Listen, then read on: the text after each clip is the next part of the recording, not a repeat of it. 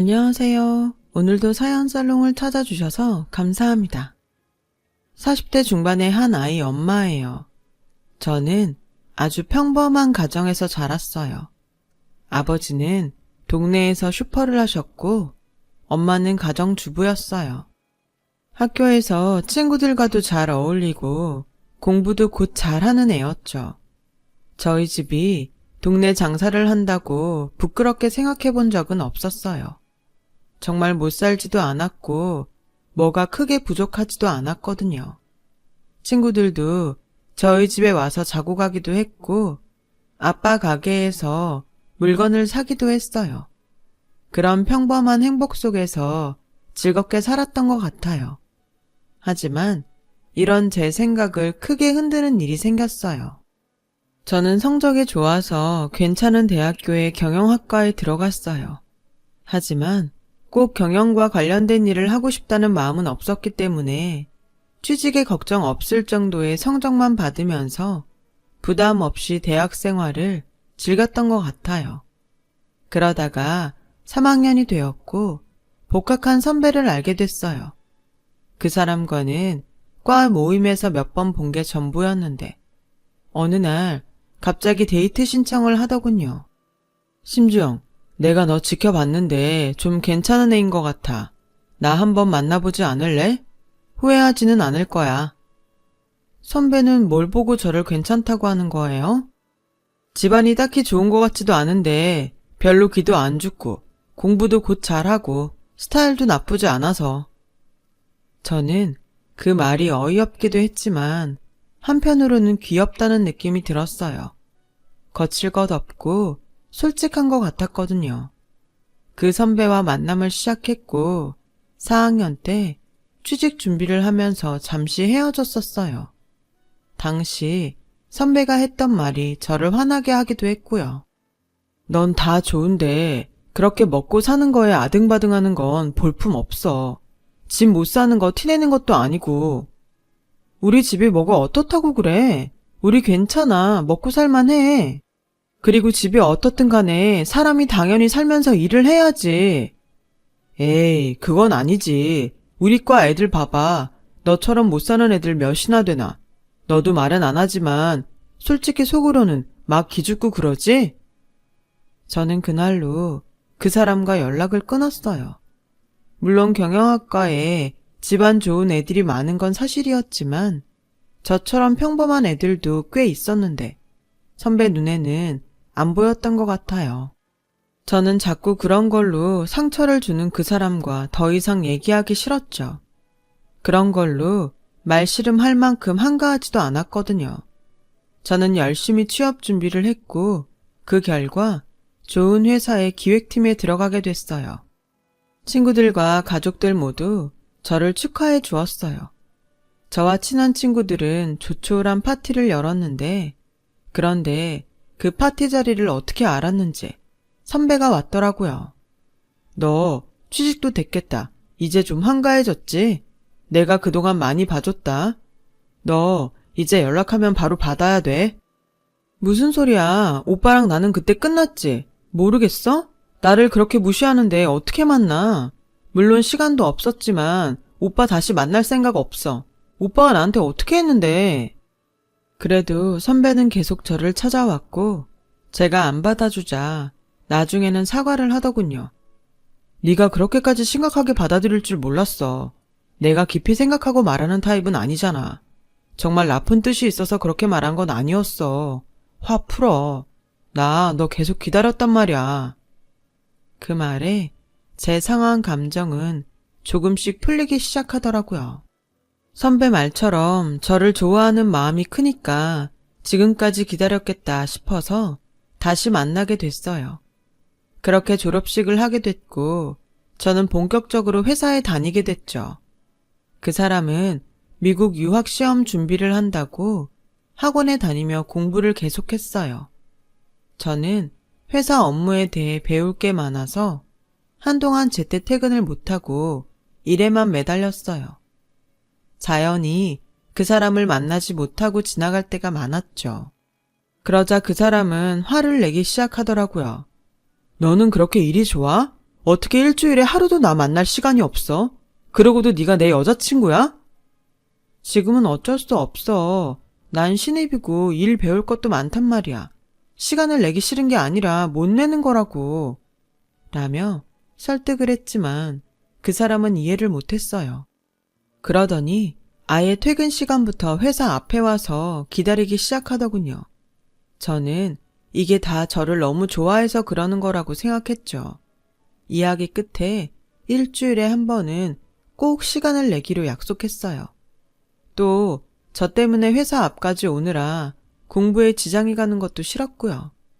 그렇게 만나면서도 저는 막연하게 어쩌면 이 남자가 미국에 가면 헤어질 수도 있다는 생각을 하고 있었어요. 저는 여기서 회사도 다녀야 했고 제 생활이 있었으니까요. 그런데 그 사람은 당연히 제가 같이 미국에 간다고 여기더라고요. 저는 미국에 같이 갈 생각이 없다고 했고요. 그게 무슨 말도 안 되는 소리야. 아니면 내가 널 왜 만나? 너는 정말 이상하다. 그럼 나랑 헤어질 생각을 하고 만난다는 거야? 그거야. 오빠가 미국에 가게 되면 당연히 나랑은 헤어지지 않을까? 그런 마음은 갖고 있다는 거지. 솔직히 미래는 어떻게 될지 모르잖아. 아니야. 당연히 같이 가야지. 너 그렇게 생각했다니 정말 섭섭하다. 그때부터 정말 고민에 빠지게 됐어요. 제 생활을 포기하고 미국에 가는 게 맞는 건가 싶었죠. 친구들 생각은 반반으로 나뉘었어요. 거기 가서 나도 같이 공부를 하면 된다는 의견도 있었고, 확신이 없으면 안 가는 게 낫다고 하는 사람들도 있었어요. 부모님은 제가 미국에 갔으면 좋겠다고 하셨어요.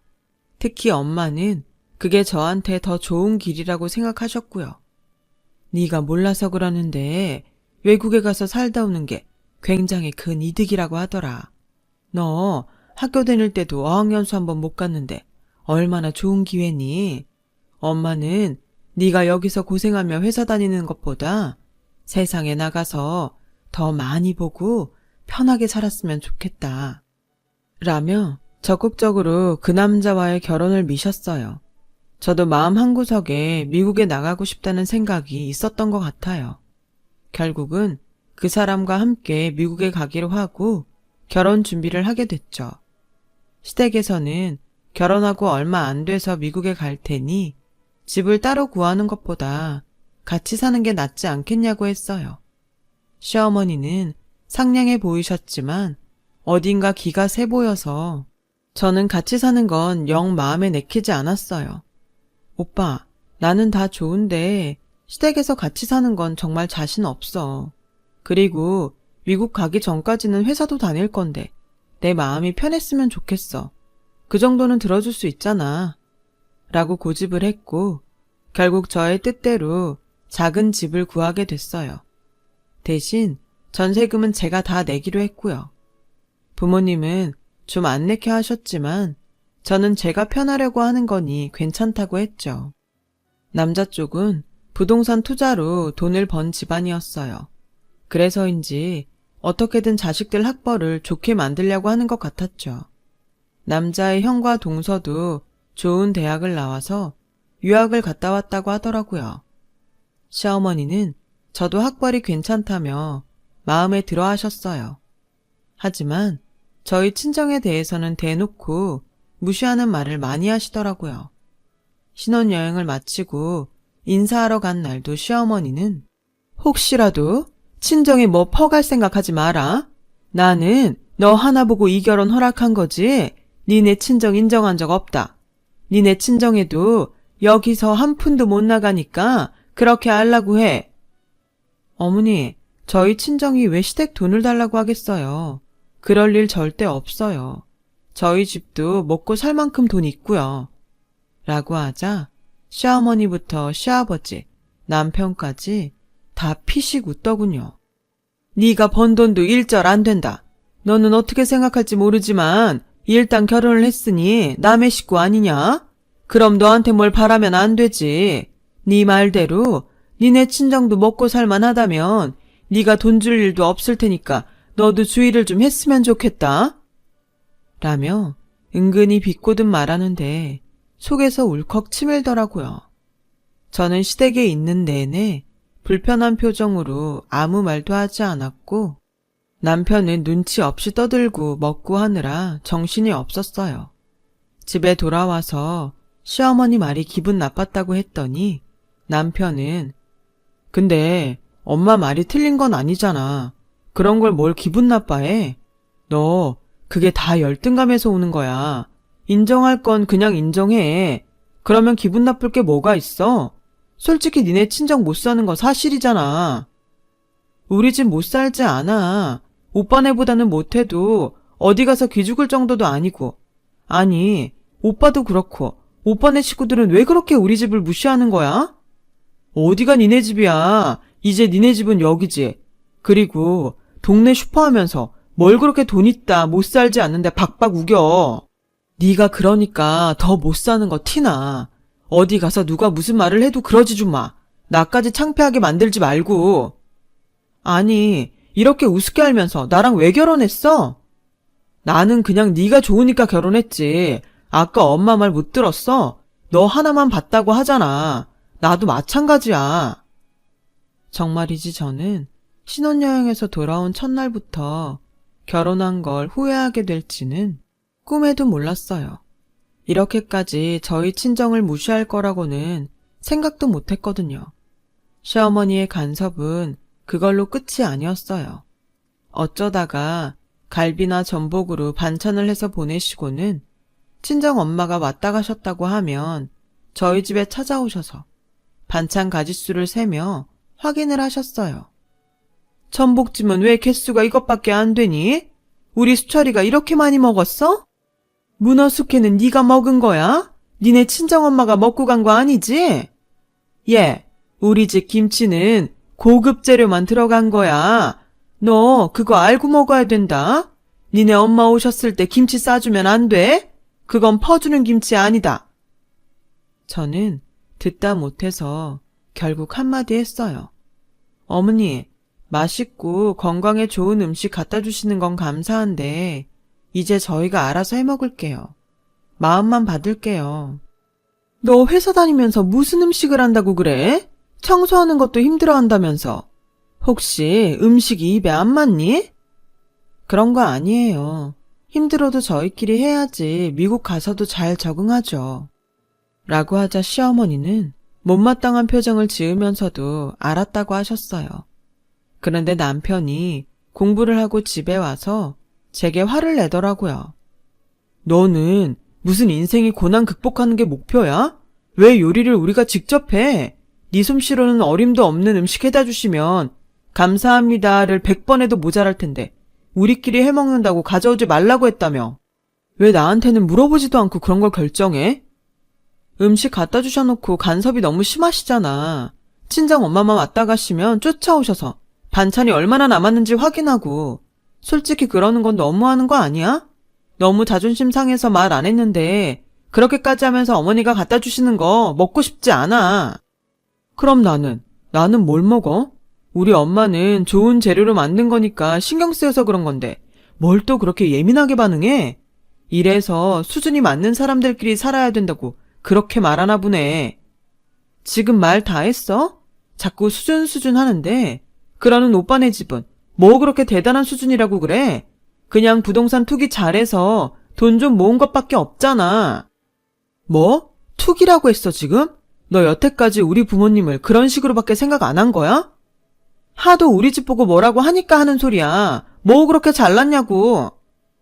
저와 남편은 그날 크게 싸웠고 저희 두 사람은 각자 다른 방에서 자고 며칠 동안 서로 한마디도 하지 않았어요.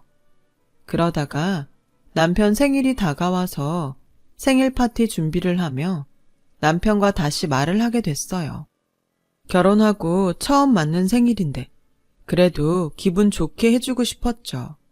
남편이 전부터 갖고 싶어 했던 시계를 선물로 준비하고 평소 좋아하는 음식들을 직접 만들기로 했어요. 하지만 제가 요리를 많이 해보지 않아서 서툰 점이 많았죠. 친정엄마는 전화로 제가 음식 준비를 하는데 힘들다고 하는 얘기를 듣더니 와서 도와주겠다고 하셨어요. 괜찮아, 엄마. 우리가 갈 때마다 엄마가 얼마나 음식을 많이 해주는데 뭘 여기까지 와서 해준다고 해. 너무 힘들어. 나야말로 괜찮아. 사위 생일상을 장모가 안 해주면 누가 하니? 라고 하시며 생일 전날부터 오셔서 음식 준비를 도와주셨어요. 생일날은 직접 만드신 양념갈비도 가져오셨고요. 남편이 손님들을 데리고 올 시간에 맞춰서 엄마와 음식을 준비하는데 시어머니가 오셨어요. 시어머니는 금색 보자기로 싼 음식통들을 내려놓으시며 아니 어떻게 오셨어요? 오신다는 말씀 못 들었는데? 저도 어머니 오시는 줄 몰랐어요. 저희 엄마는 저 음식 만드는 거 도와주러 오셨는데요. 라고 하자 떨떠름한 표정을 짓더니 가져온 음식들을 풀어놓으시더라고요.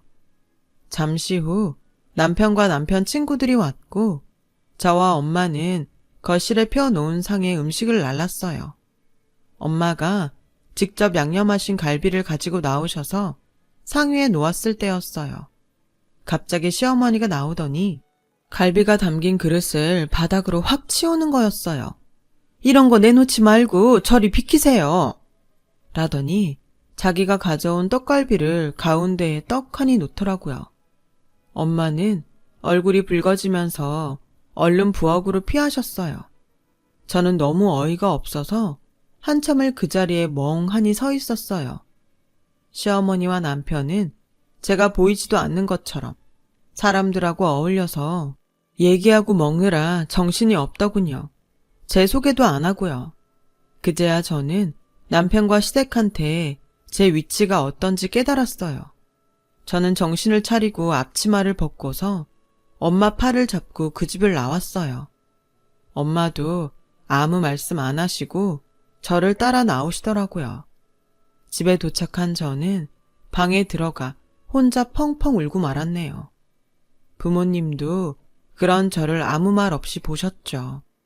제가 이혼을 하겠다고 하자 부모님도 두 말 않고 그러라고 하셨어요.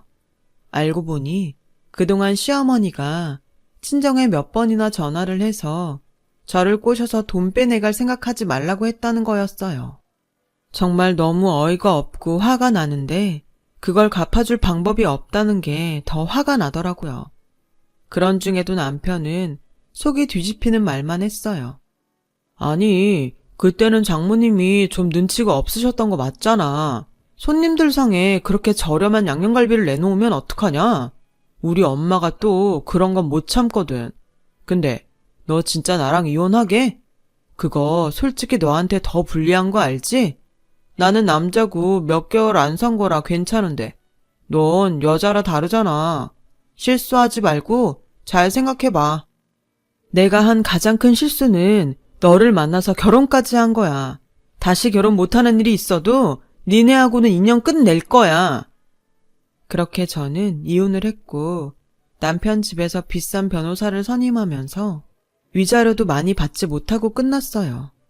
너무 속이 상했지만 이렇게 인연이 끝난 것도 다행이라고 생각했죠.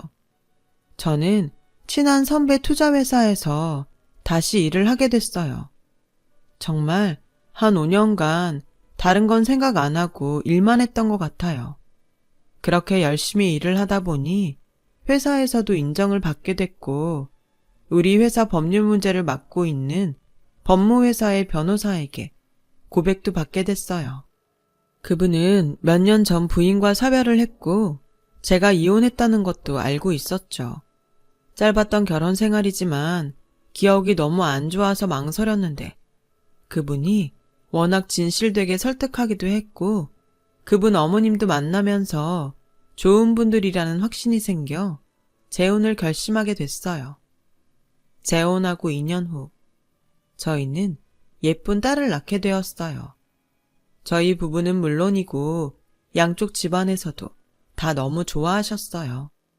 그렇게 행복한 시간을 보내고 있는데 어느 날 믿지 못할 사람과 마주쳤어요. 바로 전 남편이었죠. 그 사람은 우리 회사에서 투자를 받기 위해 왔더라고요. 제가 맡은 일은 아니었기 때문에 못 본 척하고 있었는데 저한테 와서 먼저 말을 거는 거였어요. 너 여기서 뭐해? 혹시 여기 다니는 거야? 야, 어떻게 이런 데서 만나냐? 진짜 너랑 내 인연도 질기다 질겨. 그렇게 얘기하는데 아무래도 제가 회사에서 허드렛 일을 한다고 생각하는 것 같더라고요. 계속 저를 위아래로 훑어보며 자기는 유학을 갔다 와서 대기업에서 일하다가 창업을 하게 됐다며 자랑을 늘어놓았어요. 저는 한 귀로 듣고 한 귀로 흘리며 제가 할 일에 서류를 챙겼어요. 그때 다른 직원이 저한테 팀장님이라고 하자 전 남편은 놀라서 절 보더군요. 네가 팀장이라고? 어떻게? 쓸데없는 얘기 하실 거면 이만 가주세요. 제가 일 때문에 바쁘거든요. 라며 차갑게 말하고 나왔죠. 그랬더니 다음 날부터 저한테 와서 굉장히 살갑게 구는 거였어요. 저는 그런 전 남편이 너무 속이 보여서 가증스러웠어요. 이보세요, 임준호 씨. 저는 어차피 그쪽 담당이 아니어서 저한테 이래봤자 아무 소용도 없어요. 그리고 저하고 이렇게 친한 척 얘기할 사이는 아니잖아요? 내가 그걸 왜 몰라. 내 담당한테 말 좀 잘해달라는 거지. 이렇게 네가 나랑 서로 돕고 살 수 있는 위치에 있는 것도 다 나 잘 된다는 징조 같아서 좋잖아. 그럼 말도 안 되는 얘기 그만하시고 반말도 하지 마세요. 라며 말씨름을 하는데 남편이 저와 점심을 먹으려고 왔어요. 전 남편은 그 사람을 보더니 굉장히 당황하더군요. 제가 결혼도 안 하고 혼자 할 거라고 생각했나 보더라고요. 전 남편은 그날 이후로 며칠 동안 저를 찾아오지 않았고 이제야 저한테서 떨어져 나갔나 보다 했어요. 그런데 일주일이 지나고 나서 다시 저를 찾아왔더군요. 주영아, 너 팀장이라며? 그럼 내 담당보다 네가 더 높을 텐데 네가 얘기 좀 잘해주라. 나 투자 못해준다는 통보 받았는데 어떻게 좀 안 될까? 응? 부탁이야. 그건 아예 저희랑 부서가 달라서 제가 얘기할 사항도 아니고요. 찾아오지도 마시라고요. 그래도 부탁은 해볼 수 있잖아. 응? 말이라도 해봐. 그 돈 많은 부모님한테 자금 좀 대달라고 하시지. 왜 저한테 이렇게 매달리세요? 그렇게 수준 높은 척 하시더니 수준 낮은 저한테 왜 이러시는지 모르겠네요. 그렇게 예전 일 갖고 비꼬지만 말고 난 심각하단 말이야. 어떻게 한 사람 인생이 달린 일 가지고 이런 식으로 얘기할 수 있어? 한 사람 인생이 달린 일? 너 말 잘했다. 너는 내 인생, 내 가족을 어떤 취급했는데 니네 엄마는 또 어떻고 돈밖에 없는 집안이 고상한 척하면서 사람 사이에 계급 있는 것처럼 그렇게 차별하고 먹는 거 가지고 치사하게 굴어놓고는 뭐? 나야말로 너 때문에 인생 망칠 뻔했어. 이 쓰레기 같은 인간아. 넌 나한테 그런 말할 자격 없어. 라며 뿌리쳤어요. 원래 자기만 생각하는 사람이라는 건 알고 있었지만 이 정도로 뻔뻔할 줄은 몰랐어요. 그런데 더 가관인 건 퇴근길에 회사 앞에서 시어머니가 기다리고 있는 거였어요. 시어머니는 저를 보자마자 무조건 팔을 잡더니 어디 가서 얘기 좀 하자고 하더군요. 이거 놓으세요. 저는 할 얘기 없어요. 혹시라도 네가 우리 준호 투자 못 받게 한 거면 지금이라도 마음 돌리라고. 네가 아직도 우리 집에 서운한 게 있나 본데 서로의 앞날을 위해서라도 다 풀고 지내는 게 좋지 않겠니? 라는데 뒤에서 저희 엄마 목소리가 들렸어요.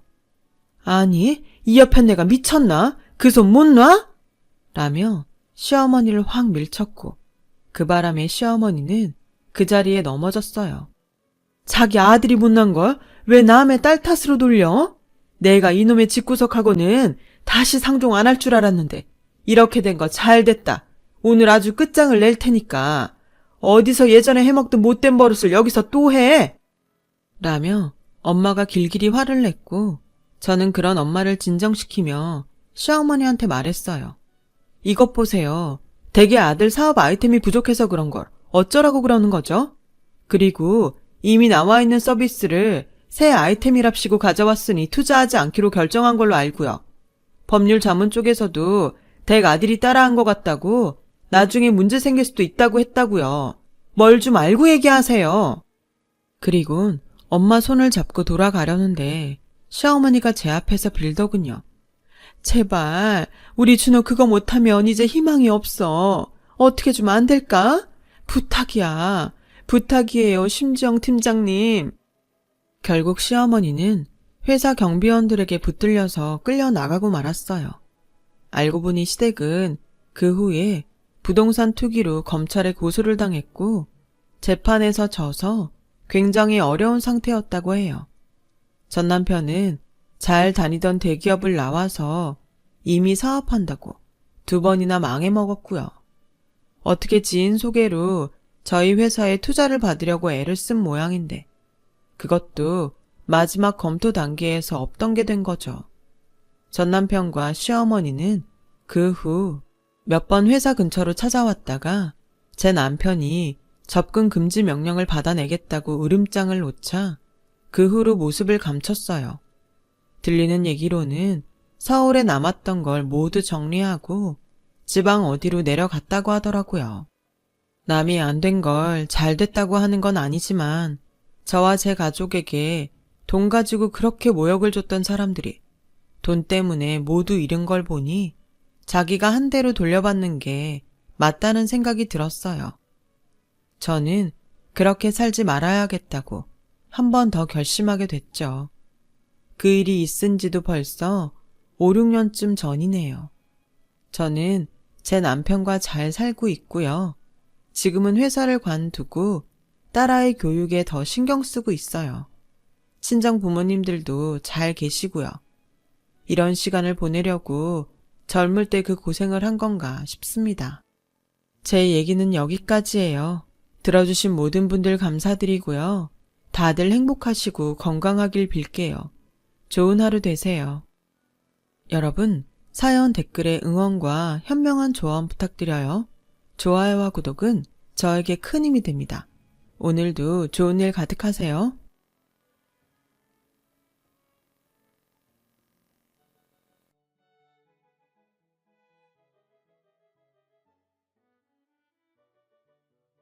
안녕하세요. 오늘도 사연살롱을 찾아주셔서 감사합니다.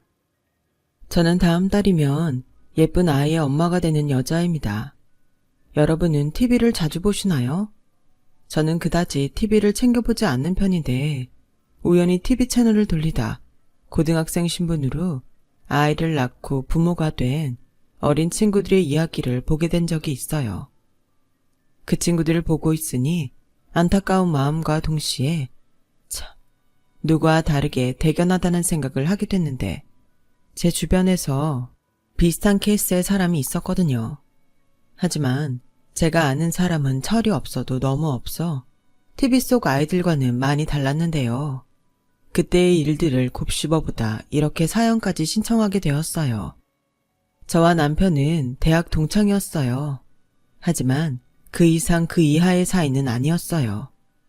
남편이 군입대를 이유로 휴학을 한 후로는 남편을 보지 못했을 정도로 저희는 엄연히 말하면 친구 사이도 아니었어요. 하지만 사람 인연이란 게 참 웃긴 것이 우연히 외근을 나갔다가 거래처 직원으로 남편을 다시 만나게 되었고 처음엔 어색할 것 같았던 분위기는 점점 동창을 만났다는 반가움에 화기애애해졌죠. 시간이 흐르니 점점 저도 남편도 서로를 친구 이상으로 생각하게 되더라고요. 그저 반가운 감정이라고 생각했는데 남편을 만날 때면 설렜고 딱히 대학 시절 무언가 같이 한 기억은 없지만 같은 장소를 기억하고 또 같은 수업을 들었다는 공통분모가 저희를 어색할 틈 없이 자연스럽게 연인 사이로 만들어졌어요. 그렇게 2년 정도 연애를 했고 저와 남편은 29살이 되었는데요. 그때부터 많지는 않았지만 한두 명씩 결혼을 하는 친구가 생겼고 결혼한 친구가 행복한 모습을 보며 저도 은근 부러워 남편과 결혼을 생각하게 되었는데요. 이런 저의 마음을 알았는지 가끔 지나가는 말로 결혼에 대한 이야기를 하던 저에게 남편이 먼저 뜻밖의 고백을 해왔어요. 저기 있잖아. 나 사실 너한테 말 못한 게 있어. 어? 그게 뭔데? 그게 말이야. 사실은 내 동생이 좀 별나. 별나다고? 어떤 점이? 혹시 남들하고 뭐가 많이 달라? 아니, 그런 게 아니고. 뭔데 그래? 그만 뜸 들이고 편하게 말해봐. 사실은 내 동생이 고등학생일 때 속도 위반을 해서 애를 먼저 낳았는데 이번에 결혼을 해. 근데 학교 다닐 때 임신을 했으니 뭐 제대로 일을 한 적이 없어서 벌이도 없고 우리 집도 형편이 그다지 좋지 않아서 내가 기본적인 건 해줘야 할 것 같아. 아, 그렇구나.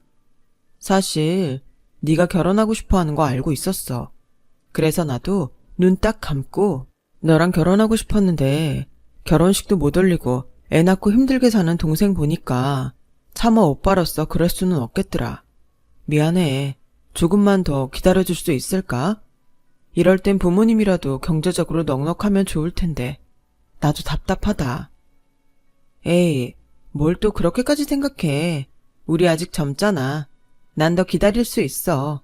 그냥 요즘 친구들이 하나둘 시집간다고 청첩장을 주니까 나도 덩달아서 마음이 그랬나 봐. 그래도 오빠가 참 착하네. 동생 결혼식도 올려주고. 착하긴 무슨. 내 동생이 셈이 많아. 남들 하는 거 못하면 아주 난리가 나지. 그런데 집에선 미우나 고우나 늑둥이 막내라 뭐든 해주고 싶어 하셔서 얼떨결에 내가 하게 된 거야. 따지고 보면 나도 말린 거지. 에이, 그래도 이왕 하는 거 좋은 마음으로 해줘. 아, 나는 뭐 도울 거 없어? 다른 사람도 아니고 네 동생이면 나도 뭔가 해주고 싶은데. 됐어. 괜히 너까지 뭐하러.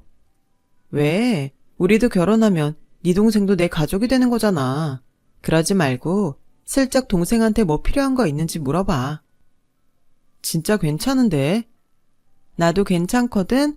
그러니까 꼭 물어봐. 지금은 알아요. 그때 제가 뭘 몰라도 한참 몰랐다는 걸요. 하지만 그때는 그게 제 마음이었고 남편과 당장은 아니더라도 결혼하고 싶다는 생각이 강했기에 그 일이 시누이와 잘 지낼 좋은 기회라고 생각했는데요. 사실 남편을 통해 이미 시부모님이 그다지 능력이 없다는 걸 알고 있기도 했어요. 게다가 남편까지 저보다 사회생활이 3년 정도 늦었으니 이렇게 보나 저렇게 보나 제가 경제적으로 조금 여유가 있기도 했어요. 그래서 나중엔 시누이가 그런 저를 참 부러워하기도 했는데 저희 부모님은 엄마는 고등학교 영어 선생님이셨고 아빠는 사업을 하고 계셨거든요. 그래서 이제는 사회인이 되어 월급을 받는 딸임에도 심심찮게 용돈을 받기도 했는데 아무래도 그런 점이 시누는 셈이 났었나 봐요. 하지만 어쩌겠어요. 자식이 부모를 선택할 수 없는 것을요. 저야 운이 좋았고 감사한 일이었지만 어째 시누는 그게 많이도 억울한 듯 말하곤 하더군요. 그런 시누이를 처음 만난 건 시누이가 자기 결혼식을 딱 일주일 앞두고 있던 어느 날이었어요. 그리고 제가 가장 후회하는 날이기도 한데요. 제가 괜찮다고 필요한 거 있으면 말해달라고 남편에게 말했는데 도무지 남편은 그 말을 시누이한테 전할 생각이 없어 보였고 답답한 제가 남편에게 먼저 시누이를 만나게 해달라고 말을 했죠. 그렇게 제가 직접 제 무덤을 파게 된 거였어요. 그리고 그렇게 만나게 된 시누이와 잘 지내고 싶었던 저는 제가 먼저 뭐 필요한 게 없냐고 살갑게 물었고 시누이는 처음 보는 오빠의 여자친구가 무언가 사주겠다고 하니 눈이 초롱초롱해서는 기대에 찬 얼굴로 이렇게 말하더라고요. 정말 필요한 거 말해도 돼요? 네, 냉장고나 TV 같은 거라도 괜찮아요. 그렇게 비싼 것도 괜찮아요? 와! 임지선, 적당히 해. 난 그냥 밥통이나 받았으면 좋겠다. 싼 걸로. 어머, 오빠. 오빠도 참 센스 없다. 여자친구는 이렇게 잘 골라놓고 어쩜 하나뿐인 동생한테는 그렇게 대충이냐?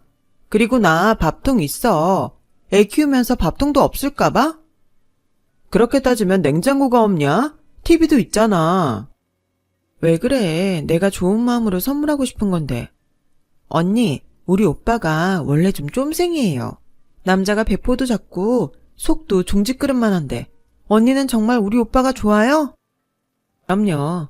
좋아하니까 결혼하는 여동생한테도 선물을 하겠죠? 이야, 언니 짱! 사실은요, 저 다른 것보다 가방이 하나 갖고 싶어요. 요즘은 마트나 소아과를 가도 다들 명품 가방은 하나씩 메고 오거든요. 저희 남편은 지금 공익근무요원이라 벌이가 별로여서. 아, 그러네. 내가 그 생각은 못했네요. 그래요. 우리 말 나온 김에 백화점 가서 하나 골라봐요. 정말요? 그래도 돼요? 언니, 저 꿈꾸는 것 같아요. 이거 현실 맞죠? 지수야, 그렇게까지 할 건 없는데 적당한 걸로 다시 생각해보자. 왜? 난 이왕이면 갖고 싶은 걸 사주고 싶은데. 그리고 방금 얘기 들었잖아. 요즘 엄마들 다 명품 가방 하나씩은 있어. 나도 친구들한테 들었는걸. 그리고 다들 하나씩 있는데 나만 없으면 얼마나 우울한 줄 알아? 네가 남자라서 모르는 거야. 맞아요. 우리 오빠는 모르는 게 너무 많아. 그럼 오늘 백화점 가서 사주실 거예요? 저 샤넬 가방 사도 돼요? 아, 샤넬? 그래요. 저는 그렇게 신우이 결혼 선물로 500만 원짜리 샤넬백을 선물로 사줬어요. 뭐 생각보다 비싼 선물을 하긴 했지만 나름 의미 있고 멀리 봤을 때 신우이와 사이좋게 지낼 수 있으니 나쁘지 않은 선택을 했다고 생각했는데 시간이 지나고 보니 그게 제 발목을 잡더라고요. 신우이는 그날 이후 저만 보면 친언니 같다면서 이런저런 이야기를 했는데 항상 이야기의 끝은 갖고 싶은 건 많은데 돈이 없어서 우울하다는 거였어요. 게다가 제가 가진 건 죄다 좋아 보인다며 탐을 내기도 했는데 이건 아니다 싶은 생각이 뒤늦게 들더라고요. 그래서 결혼 전에는 신우이와 슬쩍 거리를 두기도 했어요. 하지만 정확히 3년 후 저는 남편과 결혼을 했고 그때는 신우이와는 한 가족이었기에 아무리 신우이랑 거리를 두려고 해도 그게 쉽지만은 않았는데요.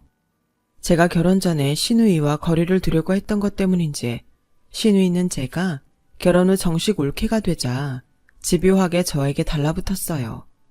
언니, 이번 주말에 뭐 해요? 왜요? 이번 주는 집에서 좀 쉬고 싶은데. 아니, 저는 평일 내내 애랑 집에 있잖아요. 그래서 주말엔 남편한테 애기 맡기고 언니랑 밖에서 쇼핑도 하고 맛있는 것도 먹고 싶은데 안 돼요? 우리 그거 지난주에 하지 않았어요? 그때 아가씨 화장품 떨어져서 샘플 쓴다고 내가 화장품 기초 세트도 사줬잖아요. 아, 맞긴 한데 떨어진 게 어디 화장품 뿐이겠어요? 같은 여자끼리 다 알면서. 아가씨, 내가 어지간해서는 말하지 않으려고 했는데 아무리 경제적으로 힘들어도 이렇게 대놓고 사달라고 하는 건 아니에요.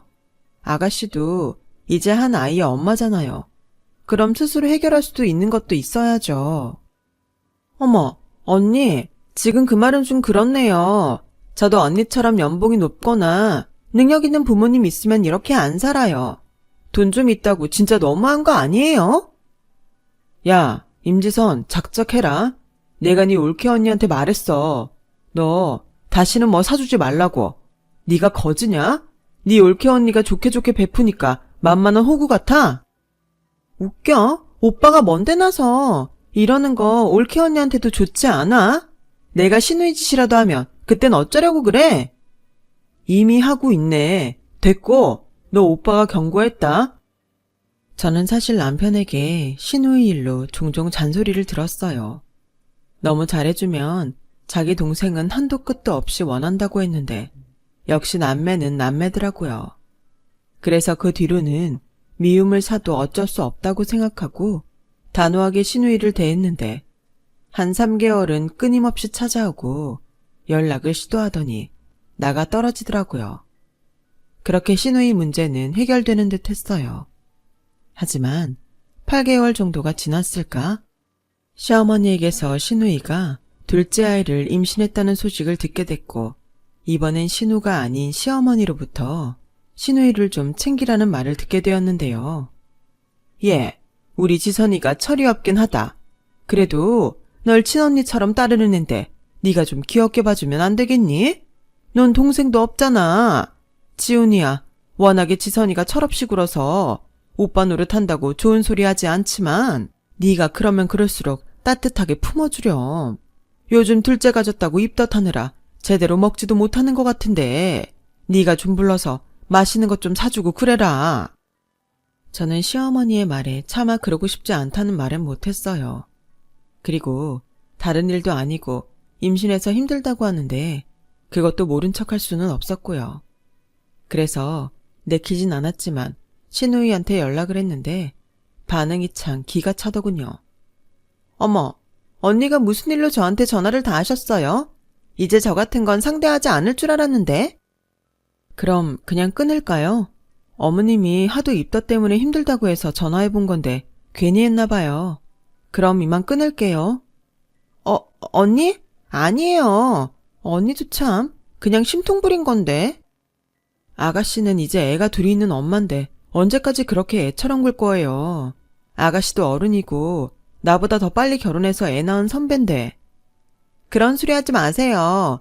이 나이에 애 있는 건 그렇게 자랑할 일이 아니란 말이에요. 그냥 저는 친구들처럼 철없이 생각 없이 살고 싶은데 자꾸 저더러 애 엄마라느니 어른이라느니 그러니까 숨 막혀요. 저는 속으로 그렇게 말하는 신우이가 안쓰러운 게 아니라 한심했어요. 자기 행동에 대한 책임지는 일들을 숨이 막힌다고 하니 더는 할 말이 없었죠. 제가 또 마음에 없는 소리는 잘 못하는 타입이거든요. 그래서 저는 남편을 동행해 신우이 내외 그리고 어린 조카를 데리고 그래도 꽤 괜찮은 레스토랑에서 밥을 사기로 했는데요.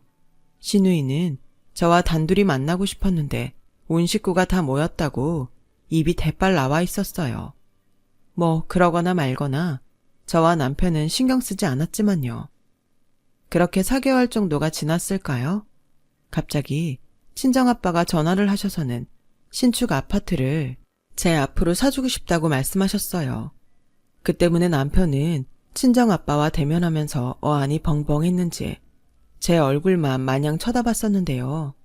그러자 저희 아빠가 먼저 조심스럽게 말을 꺼내셨어요. 내가 자네를 무시하는 건 절대 아닐세. 자네가 마련한 전세 아파트도 나는 충분히 좋다고 생각해. 근데 좋은 매물이 나왔다고 하니까 미래 가치를 생각했을 때 이참에 사는 게 좋을 것 같아서. 물론 장인어른께서 사주신다면 저는 그저 감사한 일이죠. 근데 저희 아직 전세 계약 기간도 많이 남았고. 그건 걱정하지 말게. 내가 아는 부동산 친구한테 물어봤는데 요즘은 공실이 귀해서 내놓으면 전세건 월세건 잘 나간다고 하네. 어차피 신축 아파트는 내가 내 딸 앞으로 사주는 거니까 자네는 부담 갖지 말고 천천히 보증금 빼면 되지. 아니면 그 전세 얻을 때 받았던 대출도 내가 이참에 해결해 줄까? 아빠, 이 사람 그런 거 싫어해. 아파트도 받을까 말까인데? 아빠, 지금 오바야. 아, 그런가? 자네, 혹시 기분 상했나? 아닙니다. 제가 능력이 이것밖에 없어서 지수한테 미안하다는 생각하고 있었습니다. 사주시면 감사히 받겠습니다. 대신 전세 보증금 빼면 그건 장인어른 드릴게요. 무슨, 그거 나 주지 말고 자네 전세자금 대출받은 거 그거 정리해. 내가 굳이 명의를 따지는 것도 웃기는 일이지만 내 딸 이름으로 사주면서 자네한테 돈을 받으면 얼마나 웃긴가. 그리고 난 내 딸이 자네와 결혼을 해서 참 든든해.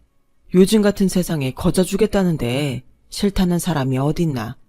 내가 지수한테 자네 얘기를 조금 듣기는 했네만 자네도 내 사위가 된 이상 지금부터는 내 그늘에서 조금은 편했으면 좋겠네.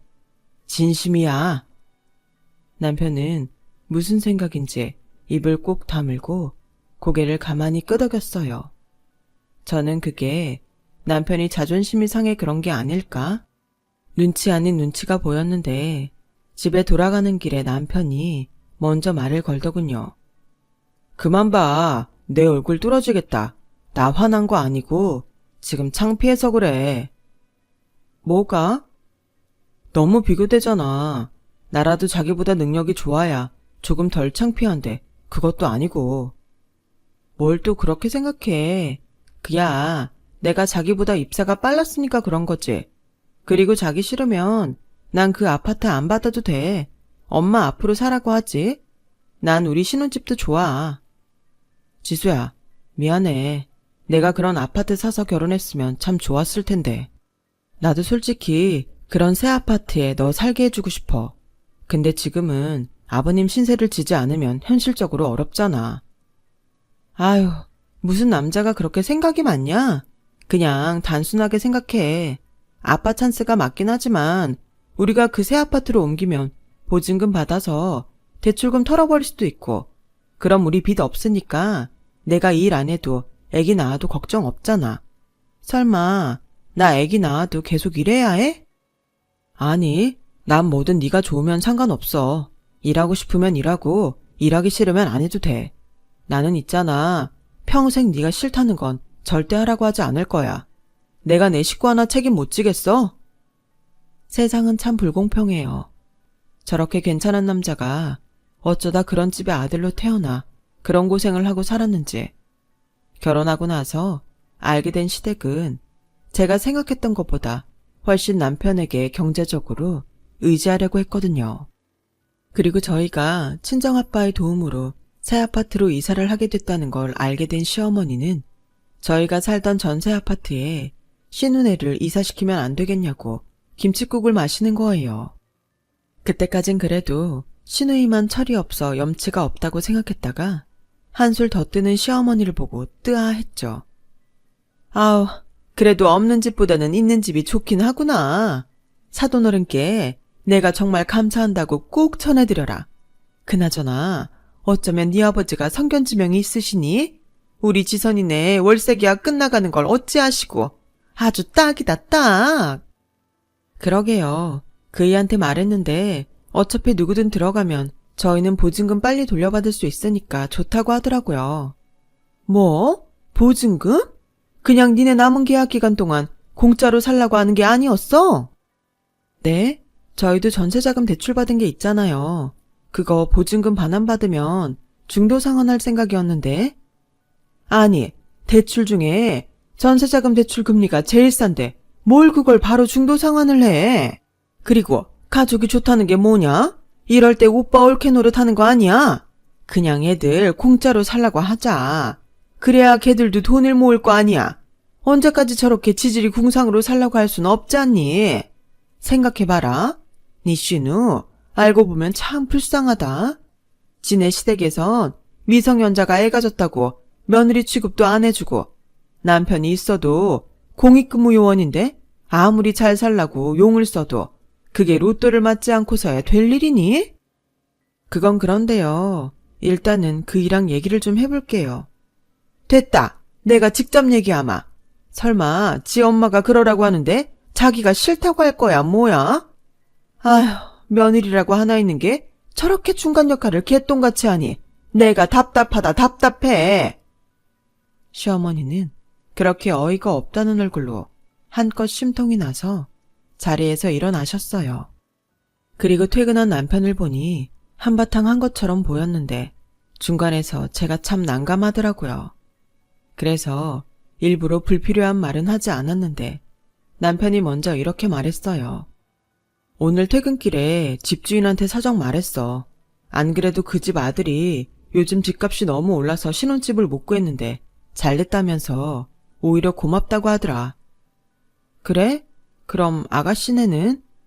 엄마가 말했겠지. 내가 안 된다고 했거든. 그래? 어머니 기분 많이 상하셨겠네. 사실 나랑 얘기할 때부터 서운하신지 화 많이 나셨거든. 그래도 어쩔 수 없지. 나는 뭐 평생 동생 책임지느라 손해보고 살아? 전에는 나 혼자였지만 지금은 나도 식구가 있는데 그럴 순 없지. 아버지한테 말했어. 아버지는 잘했다고 하시더라. 남편은 말은 그렇게 했지만 얼굴색이 썩 좋아 보이진 않았어요. 저희 시아버지는 어쩔 수 없이 아들에게 손 벌릴 때는 많았지만 그걸 당연하게 생각하지 않고 부끄럽게 생각하셨는데요. 아마 남편이 신혼애에게 집을 양도하지 못한다고 말했을 때 민망해 하셨을 것이 분명했어요. 그리고 그런 아버지를 보며 남편은 마음이 좋지 않았겠죠. 그렇게 조금은 불편했지만 그 일은 일단락 되는 것처럼 보였어요. 그리고 3달 뒤 저희 부부는 신축 아파트로 이사를 하게 됐고 이사하랴 회사 일 처리하랴 정신이 없어서 집들이 할 생각은 하지도 못했는데 이사하고 첫 번째로 맞이한 주말이라 늘어지게 늦잠을 자고 있던 저희 부부에게 날벼락 같은 불청객이 찾아왔어요. 시어머니와 배가 산만한 시누이였죠. 아니, 지금 시간이 몇 시인데 너는 여태 퍼자냐? 오셨어요. 연락도 없이 무슨 일이세요? 아니, 내 아들 집에 내가 오는데 연락은 무슨? 그리고 이사를 했으면 네가 먼저 우리를 초대했어야 하는 거 아니니? 지금 니네 아버지 덕에 좋은 집에 이사 왔다고? 이젠 우리가 우습게 보이냐? 엄마, 무슨 말을 그렇게 해. 그리고 다짜고짜 쳐들어와서 지금 이게 무슨 경우야? 세상에 초대 안 해준다고 쳐들어오는 사람이 어딨어. 얘 좀 봐. 너 내가 말 안 하려고 했는데 너 장가 가서 사람이 확 바뀐 거 알긴 아니? 왜? 돈 많은 처가 등에 업으니까 이제 우리는 짐보다 못한 존재야? 어머니, 진정하세요. 보시다시피 저희가 아직 정리가 안 돼서 오시라고 말을 못했어요. 요즘 저도 이도 정신이 없어서 야근하고 그랬거든요. 됐다.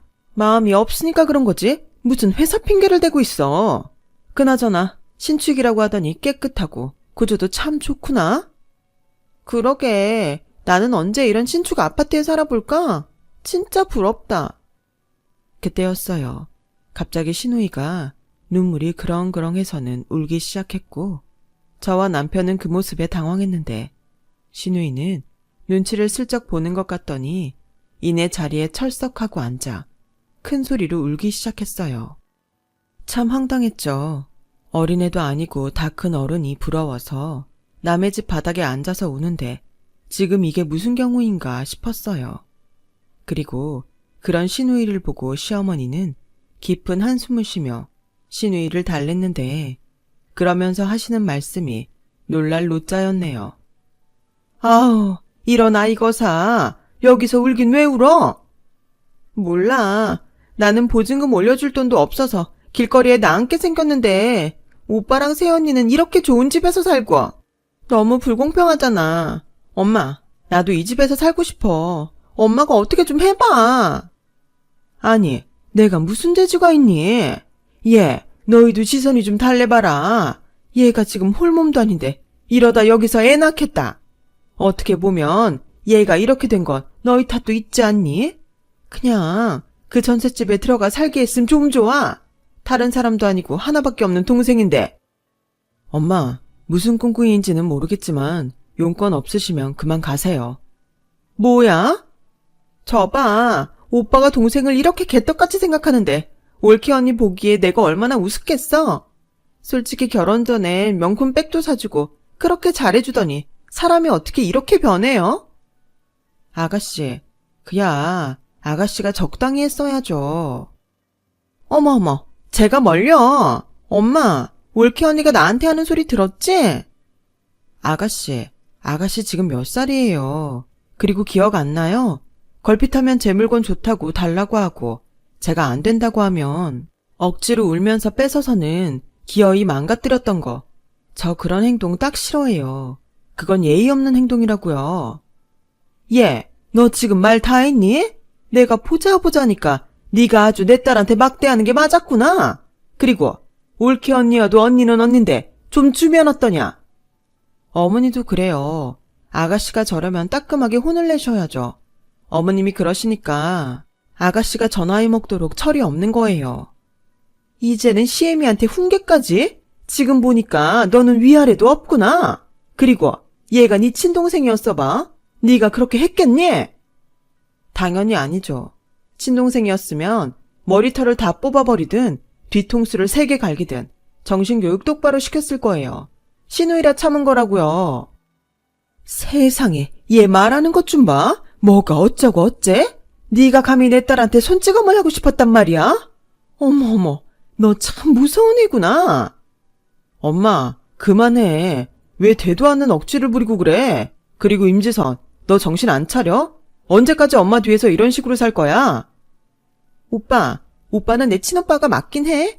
동생이 이렇게 힘들게 살면 좀 도와줄 수도 있지. 오빠 혼자만 잘 먹고 잘 살면 그만이냐? 아이, 몰라. 왜 나만 인생이 이렇게 개똥 같은 거야. 나는 평생 늙어 죽어도 이런 집에 못 살 거야. 나도 이런 집에 살고 싶단 말이야. 나는 이제 곧 둘째도 태어나는데 보증금이 없어서 집도 없고, 언니랑 오빠는 딸랑 둘이 사는데 이렇게 궁전 같은 집에 살고, 지금 내 심정을 오빠가 알기나 해? 이럴 바에는 확 죽어버리는 게 나아. 어머, 지선아. 뱃속에 애도 있는데 그런 말 하면 못 써. 임지선, 마음에도 없는 소리 하지 말고 그만큼 했으면 일어나라. 니들이 떳떳하게 벌어서 잘 살 생각을 해야지. 왜 여기서 때를 써? 남편은 화가 많이 났는지 무서운 얼굴로 신우이를 쳐다봤어요. 그러자 시어머니가 잠시 눈치를 보는 것 같더니 이내 본심을 드러내셨는데요. 너도 참, 오빠라는 애가 뭘 그렇게 애를 다그치고 그러냐? 그러지 말고 내 얘기를 좀 들어봐라. 곧 있으면 얘가 둘째를 낳아야 할 텐데 집도 없는 애들이 조리원은 꿈도 못 꾸지 않니? 그렇다고 낡고 바퀴벌레도 나오는 우리 집에서 애를 몸조리 시킬 수도 없고, 그래서 하는 소린데 얘네들 여기서 좀 지나라고 하면 안 될까? 네? 아가씨네 식구들 전부를 저희 집에요?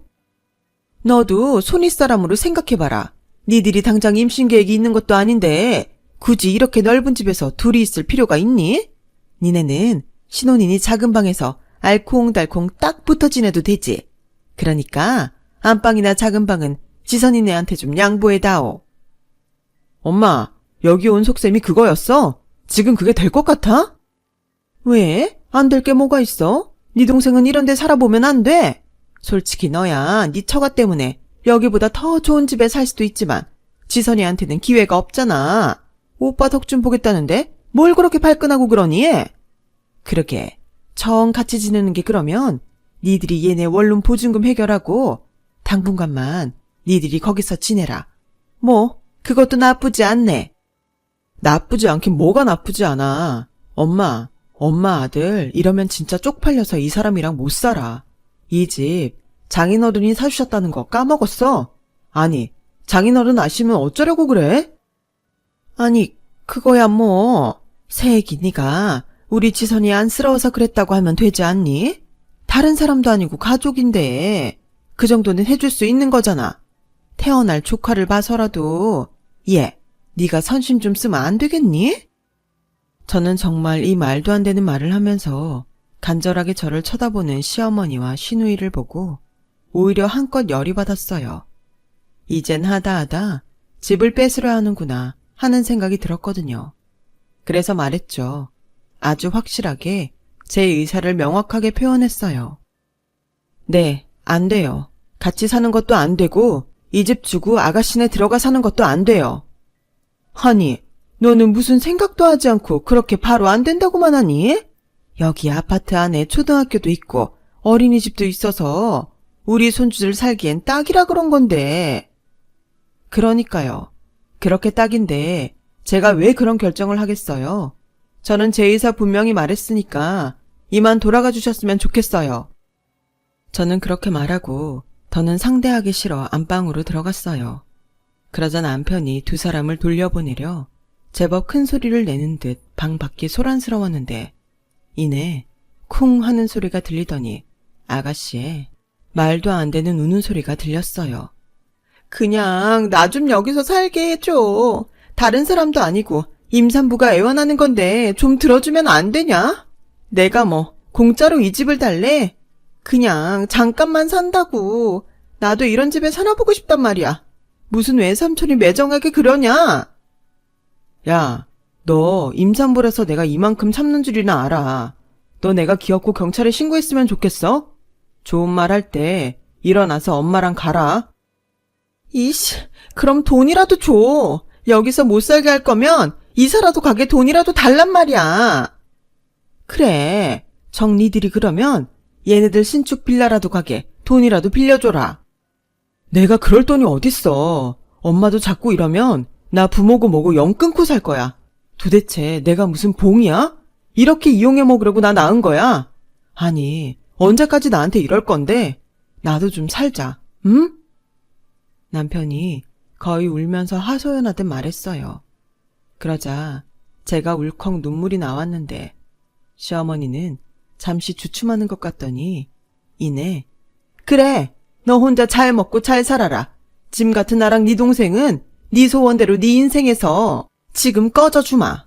됐냐? 이 낳아주는 애도 모르는 망할 놈. 부잣집 사위 돼서 좋겠다.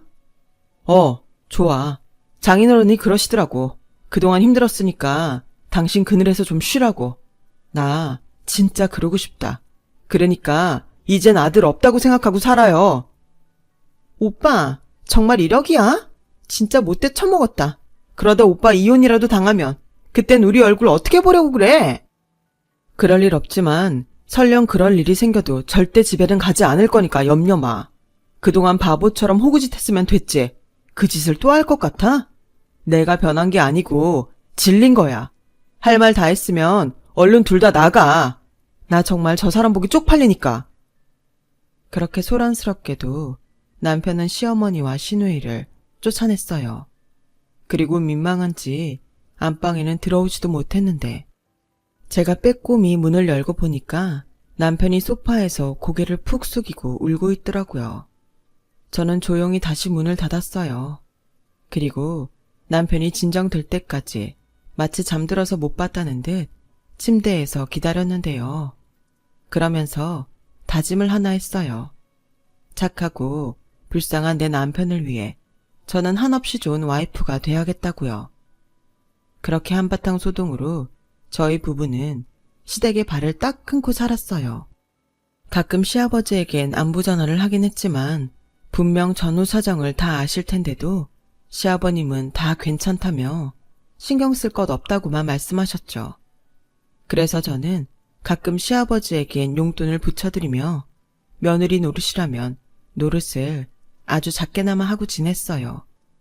그리고 그리 썩 모양새는 좋지 않았지만 시어머니와 시누이를 안 보고 사니 그것처럼 좋은 것이 없었는데요.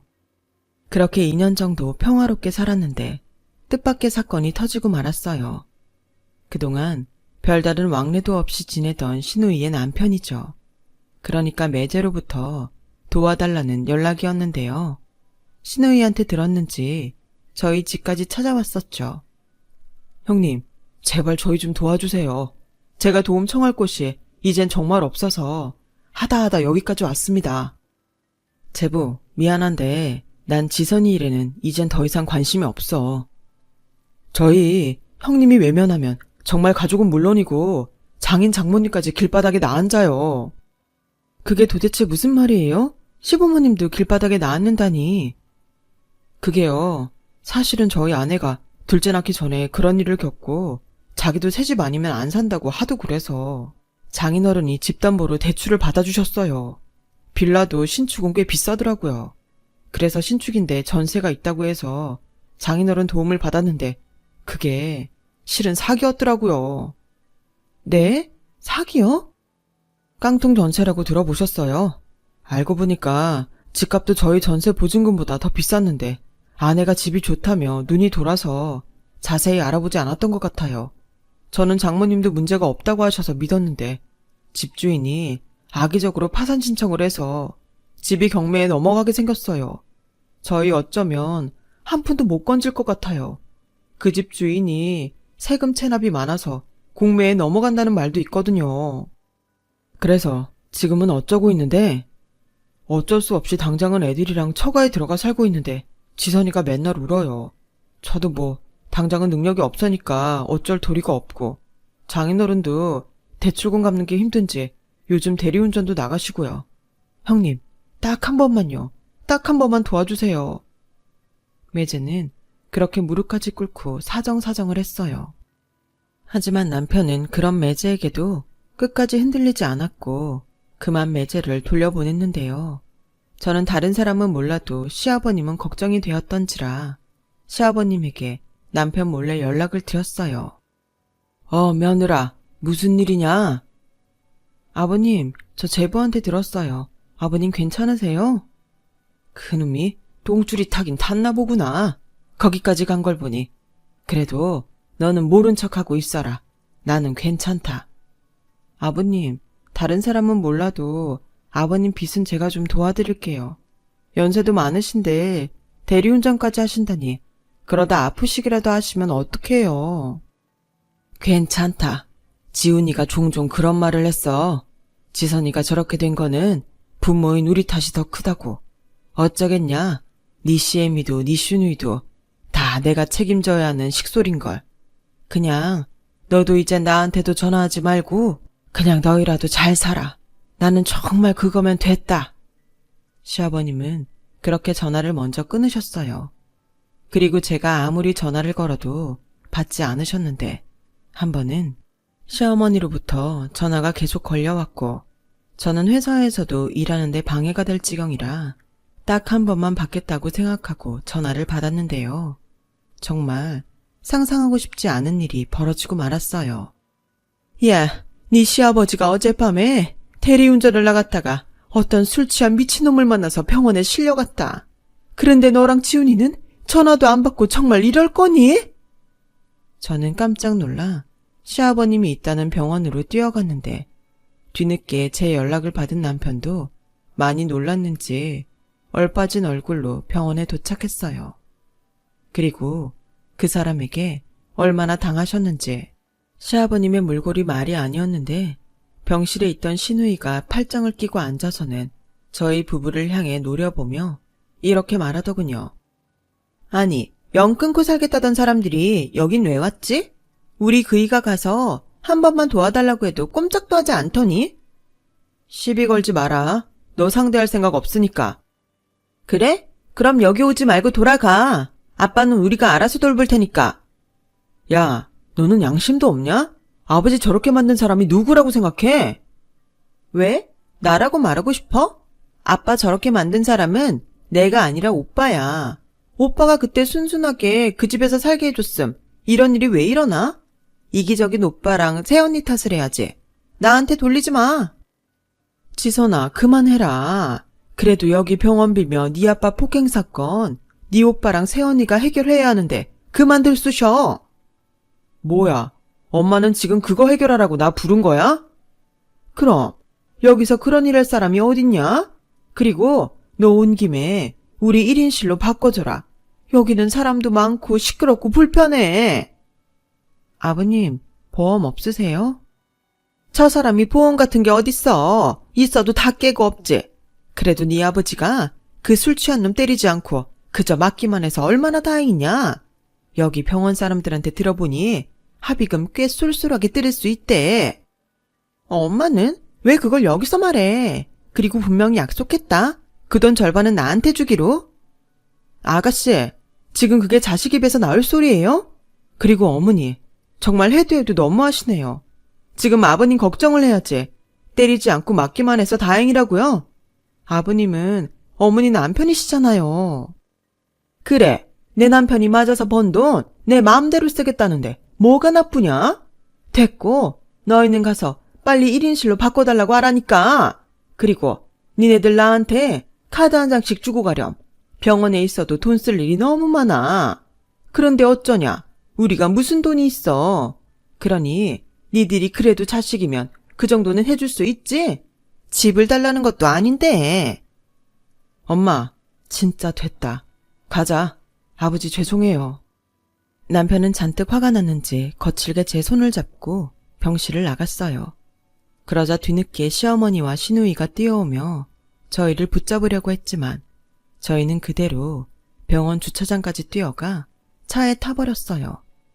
그러자 언제 달려왔는지 차를 두드리며 미안하다고 손까지 싹싹 비벼대며 잘못했다고 사정을 하는데 남편은 이미 그들을 용서할 마음이 없어 보였어요. 그리고 며칠 뒤 시아버님으로부터 연락이 왔고 병원에서도 자신보다 돈밖에 모르던 시어머니와 시누이를 보고 실망이 크셨는지 이혼을 결심했다고 하셨어요. 나중에 시어머니가 울고불고 시아버님에게 매달린 것 같았는데 배신감이 얼마나 크셨는지 뒤도 돌아보지 않은 것 같더라고요. 결국 시아버님은 꽤 오랜 시간을 들여 집을 팔아 빚을 모두 갚으셨고 시어머니와 소송을 통해 이혼을 하셨는데요. 신우이는 왜 자기한테는 저희 친정 같은 부모님이 안 계시냐며 또 한심한 억지를 부렸고 어쩔 수 없이 아이 둘을 데리고 그동안 문전박대하며 받아주지 않겠다던 자기네 시댁으로 들어간 것 같은데 신우이의 시댁은 강원도 산골에서 농장을 하고 있었어요. 워낙에 신우이를 싫어했던 사돈 어른들은 신우이를 집이 아닌 농막에서 지내게 한 것 같더라고요. 졸지의 신우이는 원하지도 않는 돼지나 소똥을 치우며 살고 있는 듯 했죠. 그리고 이 사실을 알게 된 경위도 정말 기가 막힌데요. 신우이가 자기 좀 여기서 데려가 달라며 남편 핸드폰에 음성 메시지를 남겼고 남편은 이러다 신우이가 자신에게 또 엉겨붙을 것이 걱정이 되었는지 핸드폰 번호를 바꾸어버리고 말았거든요. 저는 이러다 신우이가 갑자기 집에 들이닥칠까봐 걱정이 돼서 친정아빠에게 그간 있었던 이야기들 모두 털어놨고 그 집에서 나가고 싶다고 말했어요. 지금은 아파트 값도 떨어진다고 하지만 그때는 부동산 시장이 나쁘지 않았기에 꽤 많은 시세 차익을 남길 수 있었고 저희는 다른 동네로 이사를 갈 수 있었는데요. 그 후로는 정말 시어머니나 신우이하고는 연을 끊고 지금까지 살고 있어요. 가끔 시아버님과는 연락하고 왕래를 하며 지내고 있는데 저희는 암묵적으로 시어머니와 신우이에 대한 이야기는 하지 않고 있죠.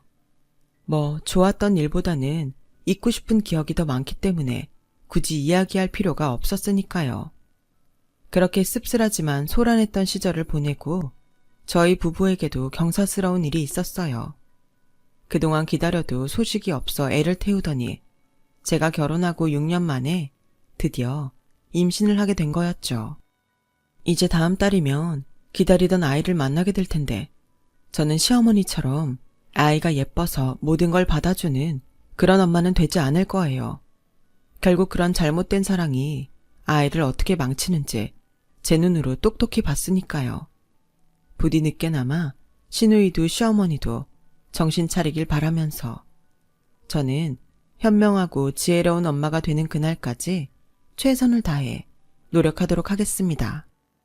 아직은 출산이 무섭기도 하지만 꼭 순산해서 예쁜 아이를 품에 안는 엄마가 되고 싶어요. 꼭 그렇게 될 수 있도록 여러분들이 응원해 주시면 대단히 감사하겠습니다. 지금까지 저희 이야기 들어주셔서 정말 고맙습니다. 점점 무더워지는 요즘 건강 조심하시고 행복한 날들 되시길 진심으로 바랄게요. 여러분, 사연 댓글에 응원과 현명한 조언 부탁드려요. 좋아요와 구독은 저에게 큰 힘이 됩니다. 오늘도 좋은 일 가득하세요.